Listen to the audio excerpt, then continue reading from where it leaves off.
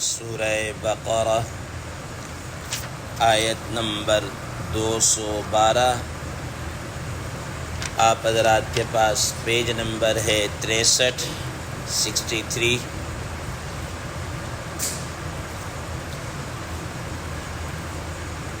اعوذ باللہ من الشیطان الرجیم، بسم اللہ الرحمن الرحیم۔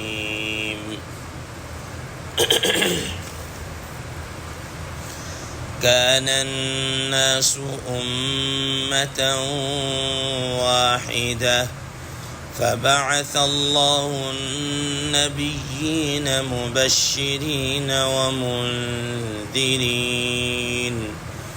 وأنزل معهم الكتاب بالحق ليحكم بين الناس فيما اختلفوا فيه وما اختلف فيه إلا الذين أوتوه من بعد ما جاءتهم البينات بغيا بينهم فهدى الله الذين آمنوا لما اختلفوا فيه من الحق بإذنه والله يهدي من يشاء إلى صراط مستقيم۔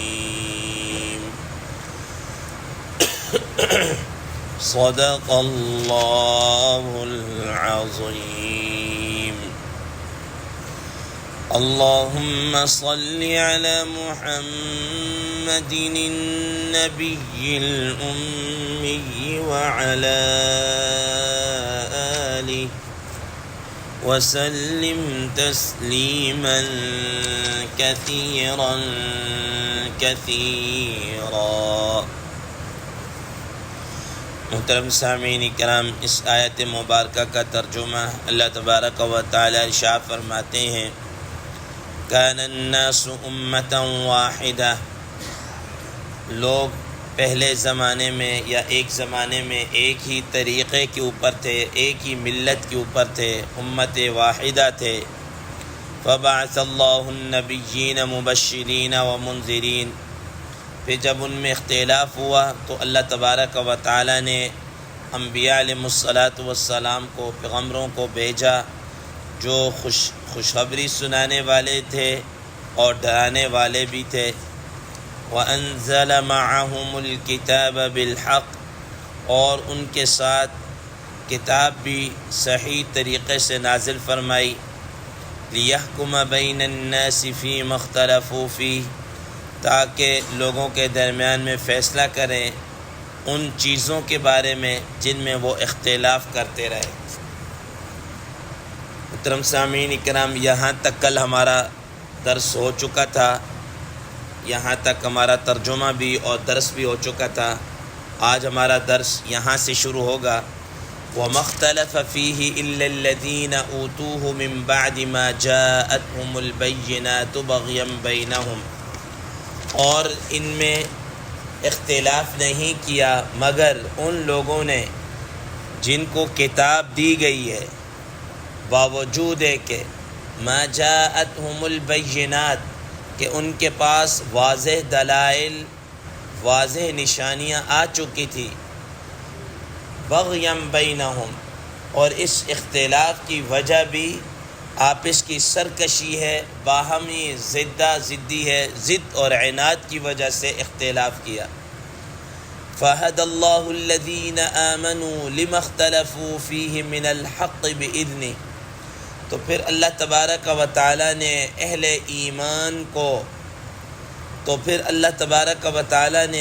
ایمان کو اپنے حکم سے، اپنے فضل سے امر حق کے متعلق ہدایت دی۔ لِمَا اخْتَلَفُوا فِيهِ، جس کے اندر وہ اختلاف کر رہے تھے، جس بات میں اختلاف کر رہے تھے، اللہ تعالیٰ نے اہل ایمان کو اپنے فضل سے اس امر حق کے متعلق اللہ تعالیٰ نے ہدایت دی۔ واللہ یہدی من یشاء الی صراط مستقیم، اور اللہ تبارک و تعالی جسے چاہتے ہیں صراط مستقیم کی طرف ہدایت دیتے ہیں، رہنمائی کرتے ہیں۔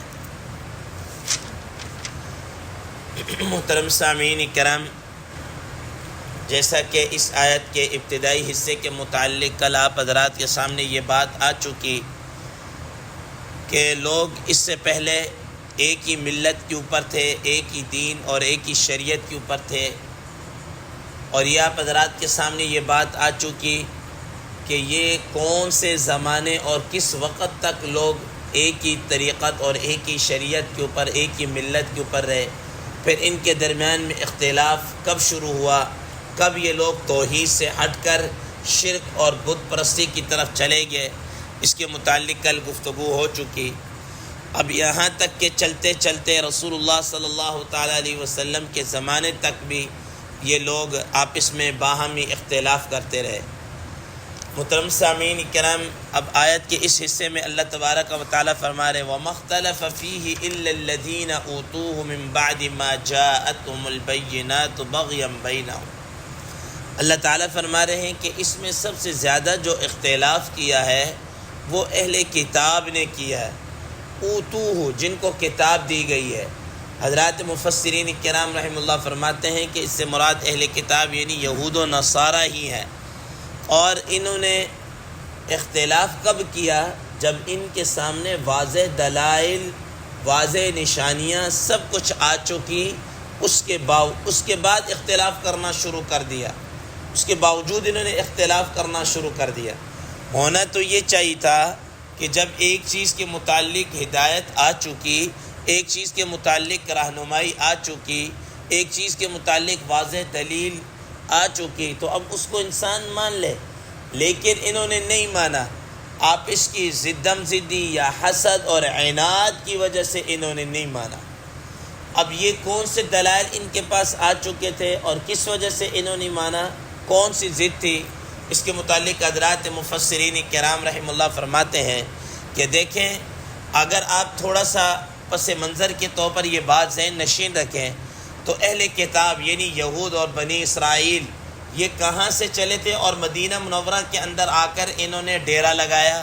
اب یہ مدینہ منورہ کے اندر جب یہ آئے تو انہوں نے دیکھا کہ ہماری سابقہ کتابوں میں لکھا ہوا ہے کہ ایک زمین ہوگی جو کھجوروں والی ہوگی اور اس میں ہوگا اور اس میں ایک نبی آخر الزمان آئیں گے، تو یہ اس انتظار کے اندر، ٹھیک ہے نا، اس انتظار کے اندر آ کر ادھر ٹھہرے رہے، ٹھیک ہے نا، آ کر پڑ گئے اور نبی صلی اللہ تعالیٰ علیہ وسلم کا انتظار کرنے لگے۔ اور یہاں تک کہ قرآن مجید کے اندر یہ الفاظ ہیں، قرآن مجید کے اندر یہ الفاظ ہیں کہ نبی صلی اللہ علیہ وسلم کے آنے سے پہلے یہ لوگ دشمن پر رسول اللہ صلی اللہ تعالیٰ علیہ وسلم کے واسطہ سے، طفیل علیہ وسلم کے وسیلہ سے دشمن پر فتح کی دعائیں مانگا کرتے تھے۔ وَكَانُوا مِن قَبْلُ يَسْتَفْتِحُونَ عَلَى الَّذِينَ كَفَرُوا، پیچھے ہم یہ بات پڑھ کے آ چکے ہیں، یعنی اس حد تک ان کو نبی صلی اللہ تعالیٰ علیہ وسلم کے آنے کا یقین تھا۔ ایک ایک چیز جناب اللہ ان کے سامنے تھی، ایک ایک چیز، نام تک ان کو پتہ تھا کہ یہ نام ہوگا فلاں علاقے میں فلاں، اور یہ سب کچھ، اور اس انتظار میں پڑے رہے، ٹھیک ہے۔ اب جب رسول اللہ صلی اللہ تعالیٰ علیہ وسلم آ گئے، اب ہونا یہ چاہیے تھا کہ اب تم تو بھائی انہی کے انتظار میں ایک طویل عرصہ تمہارے آباء و اجداد رہے، اور تم نسل بعد نسل رسول اللہ صلی اللہ علیہ وسلم کا انتظار کرتے رہے۔ اب وہ رسول اللہ صلی اللہ تعالیٰ علیہ وسلم آ چکے ہیں، اور جن کے متعلق خود قرآن مجید میں فرمایا، تمہارا نقطہ نظر بیان کیا ہے کہ یعرفونہ کما یعرفون ابناءہم، رسول اللہ صلی اللہ تعالیٰ علیہ وسلم کے تشریف لانے کے بعد تم ان کو ایسا پہچانتے تھے جیسا کہ کوئی آدمی اپنے اولاد کو پہچانتے، کہتے ہیں اپنے آباء و اجداد کو پہچانتے، یعرفونہ کما یعرفون ابناءہم، جیسے اپنے انسان اولاد کو پہچانتا ہے نا، اولاد کے پہچاننے میں انسان کوئی غلطی نہیں کرتا، ویسے وہ رسول اللہ صلی اللہ تعالیٰ علیہ وسلم کو پہچانتے تھے۔ اب ایمان لے کر آ جانا چاہیے تھا، لیکن فرمایا کہ بغیم بینہم، اتنے واضح دلیلیں نشانے آ جانے کے باوجود اب انہوں نے کیا کیا ہے، ایمان لے کر نہیں آئے۔ اور ایمان نہ لانے کی جو وجہ ہے وہ کیا ہے، حسدا من عند انفسهم من بعد ما تبین لهم الحق۔ اللہ تبارک و تعالیٰ نے یہ بات ارشاد فرمائی، اور ہم پہلے پارے کے اندر یہ بات پڑھ چکے ہیں کہ حسد کے مارے ایمان لے کر نہیں آئے۔ حق کو پہچاننے کے واضح ہو جانے کے باوجود حسد کے مارے کیا ہے ایمان لے کر نہیں آئے۔ اور وہ حسد ان کو کیا تھا؟ ان کا حسد یہ تھا، آپ حضرات کے علم میں ہے کہ بنی اسرائیل کے اندر کوئی ایک نہیں، کوئی دو چار نہیں، دسویں نہیں، بیسیوں نہیں، سینکڑوں نہیں، ہزاروں کی تعداد کے اندر حضرات انبیاء علیہ السلام تشریف لائے، ٹھیک ہے نا، ہزاروں کی تعداد میں حضرات انبیاء علیہ السلام تشریف لائے۔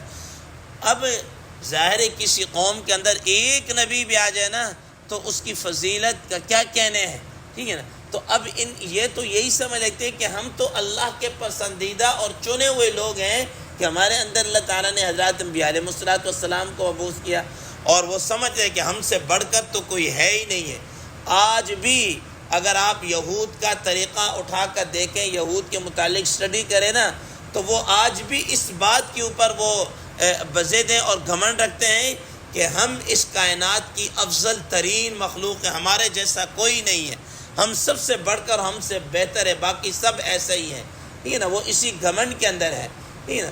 تو اب اللہ تبارک و تعالیٰ نے جب نبی صلی اللہ علیہ وسلم کو مبعوث فرمایا تو یہ بنو اسرائیل کے اندر نہیں آئے، بنو اسماعیل کے اندر آئے۔ حضرت ابراہیم علیہ السلام کے دوسرے بیٹے حضرت اسماعیل علیہ السلام کی اولاد میں سے پیدا ہوئے۔ اب انہوں نے کہا کہ جی نبوت تو بنی اسرائیل کا حق ہے، آخری نبی بنو اسماعیل کے اندر کہاں سے آ گیا؟ اس ضد، عناد اور حسد کی وجہ سے وہ کیا ہے ایمان لے کر نہیں آئے۔ اور بھی اس طریقے سے واضح چیزیں ان کے سامنے آ چکی تھیں، ٹھیک ہے نا، لیکن وہ کیا ہے پھر ایمان لے کر نہیں۔ تو فرمایا اور پھر اختلاف کرنا شروع کر دیا کہ یہ وہ نبی نہیں ہے، یہ وہ چیز نہیں ہے، یہ وہ قرآن نہیں ہے، یہ وہ نہیں ہے، یہ فلاں نہیں ہے، اس طرح کے خواہ مخواہ وہ کرنا شروع ہو گئے۔ محترم سامعین اکرام، آگے فرمایا فَهَدَى اللَّهُ الَّذِينَ آمَنُوا لِمَا اخْتَلَفُوا فِيهِ مِنَ الْحَقِّ بِإِذْنِهِ کہ ان اختلافات کے اندر اللہ تبارک و تعالیٰ نے اہل ایمان کو خاص طور پر اپنے فضل سے امر حق کی طرف، جس بارے میں وہ اختلاف کرتے تھے نا، تو امر حق جو حق بات تھی اس کی طرف اللہ تعالیٰ نے اہل ایمان کو کیا دی؟ ہدایت دے دی، اور وہ لوگ کیا ہے ایمان لے کر آئے، اور نبی صلی اللہ تعالیٰ علیہ وسلم کو نہ صرف یہ کہ مانا بلکہ دل و جان سے کیا کیا؟ تسلیم کیا، اور اپنا تن من جان ہر چیز رسول اللہ صلی اللہ تعالیٰ علیہ وسلم پر کیا کر دی؟ فدا کر دی، ٹھیک ہے نا۔ اب دیکھیں مثال کے طور پر اسی جگہ پر کون رہ رہے ہیں؟ ابو جہل بھی اسی جگہ پر ہے، ابو لہب بھی اسی جگہ پر ہے، اور بلال حبشی رضی اللہ تعالیٰ عنہ بھی کہاں سے چلتے چلتے جناب اللہ وہیں پر ہیں، عمار بن یاسر رضی اللہ تعالیٰ عنہ بھی ادھر ہیں، ابو بکر صدیق وغیرہ، اور یہ جتنے بھی ایمان لے کر آئے ہیں، ٹھیک ہے نا، سارے کے سارے اسی جگہ، لیکن وہ لوگ اختلاف کے اندر پڑے رہے اور یہ لوگ ایمان لے کر آ گئے۔ مدینہ منورہ کے اندر دیکھ لیجئے کہ کتنے صحابہ کے، حضرت سلمان فارسی رضی اللہ تعالیٰ عنہ کہاں سے آئے تھے؟ فارس سے آئے، اور کہاں پر آئے؟ مدینہ منورہ کے اندر آئے، اور اسی محلے کے اندر کون رہ رہا؟ عبداللہ ابن ابی رہ رہا، اسی محلے کے اندر کون رہ رہا؟ کعب بن اشرف یہودی رہ رہا، اسی محلے کے اندر یہ بڑے بڑے ان کے کھڑ پینچ ادھر ہی رہ رہے، لیکن کیا ہے؟ ایمان لے کر نہیں آئے، ٹھیک ہے نا۔ یہ وہ لوگ کہاں سے چل چلا کر نبی صلی اللہ علیہ وسلم پر آئے، اور انہوں نے دیکھا کہ یہ نبی ہے، یہ نشانیاں ہیں، فی الفور کیا ہے؟ ایمان لے کر آ گئے۔ تو محترم سامعین کرام، اللہ تبارک و تعالیٰ فرمایا کہ یہ اہل کتاب باوجود ہے کہ ساری نشانیاں سب چیزیں آ جانے کے، لیکن انہوں نے نہیں مانا، اور اہل ایمان نے جناب اللہ اس کو کیا کیا ہے؟ قبول کیا ہے، اور یہ اللہ تعالیٰ کے فضل اور مہربانی کی طرف سے۔ پھر اللہ تبارک و تعالیٰ نے آخر میں ایک بات ارشاد فرمائی، واللہ یہدی من یشاء الی صراط مستقیم، کہ بالآخر اللہ تبارک و تعالیٰ ہدایت کسے دیتے ہیں؟ اسی کو جس کو چاہتے ہیں صراط مستقیم کی طرف ہدایت دیتے ہیں۔ محترم سامعین کرام، یہاں پر ایک اور بات کی طرف وضاحت کرتا چلوں، یہ کئی دفعہ یہ بات آپ حضرات کے سامنے آ گئی کہ ہدایت ایسا نہیں ہے کہ اللہ تبارک و تعالیٰ ہر ایک کو ہدایت دے دیں، ہاں ہدایت اس کو ملے گی جس کو خود قرآن مجید فرمایا واللہ یہدی من یشاء ویہدی الیہ من ینیب، جو اس ہدایت کے اوپر آنا چاہے گا اس کو ہدایت ملے گی، ٹھیک ہے نا. جو ہدایت قبول ہی نہ کرنا چاہے، اعراض کرتا رہے، منہ پھیرتا رہے اور حسد اور عناد اور بغض رکھتا رہے، اس کے آدمی کے لیے ہدایت نہیں ہے. ہدایت اس کو ملے گی جو ہدایت کی طرف آنا چاہے گا. انلزمکموها وانتم لها کارہون، کیا تم یہ سمجھو کہ ہم اس ہدایت کو تمہارے کھاتے میں لازم کر دیں، ڈال دیں اور تم اس کو ناپسند کرو؟ ایسا نہیں ہے. ہدایت اس کو ملے گی جو ہدایت کا طالب ہوگا، ہدایت کو چاہنے والا ہوگا، ہدایت کی طرف آنے والا ہوگا، ہدایت اسی کو ملے گی. جو ہدایت کا طالب ہوتا ہے پھر وہ فارس سے آ کر بھی ہدایت قبول کر لیتا ہے.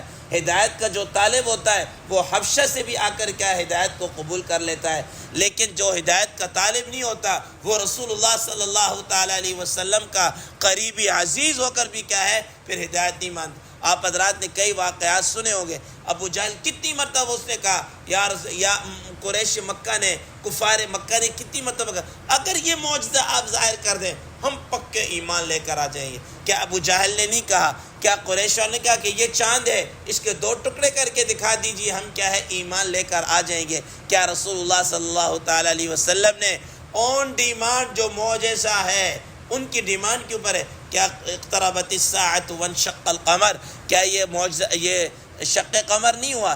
اب تو کیا ہونا چاہیے؟ ایمان لے کر آنا. سب چیزیں واضح ہو گئی نا. تو بہرحال پھر کیا کیا کہ آپ اس میں جناب دیکھا چاند 2 ٹکڑے ہو گیا، ایک اس طرف ایک اس طرف، آنکھیں مسل کر مل کے کہہ رہے ہیں تمہیں بھی 2 نظر آ رہے، تمہیں بھی 2 نظر آ رہے، تمہیں بھی 2 نظر آ رہے. تو بہرحال ایمان لے کر، لیکن انہوں نے کیا کہا؟ وَإِن يَرَوْا آيَةً يُعْرِضُوا وَيَقُولُوا سِحْرٌ مُسْتَمِرٌ. انہوں نے کہا یہ تو جادو ہے، یہ چلتا ہوا آ رہا ہے. پہلے تو ہمیں شک تھا، اب پک ہو گیا ہے کہ اس کا جادو صرف زمین پر نہیں آسمان پر بھی کیا ہے چلتا ہے. تو فرمایا کہ ہدایت اس کو ملے گی جو ہدایت کا طالب ہوگا. واللہ یہدی من یشاء الی صراط مستقیم. اللہ تبارک و تعالی سے دعا ہے اللہ تبارک و تعالی ہمیں اس پر عمل کرنے کی کیا توفیق عطا فرمائے. وآخر دعوانا ان الحمد للہ رب العالمین.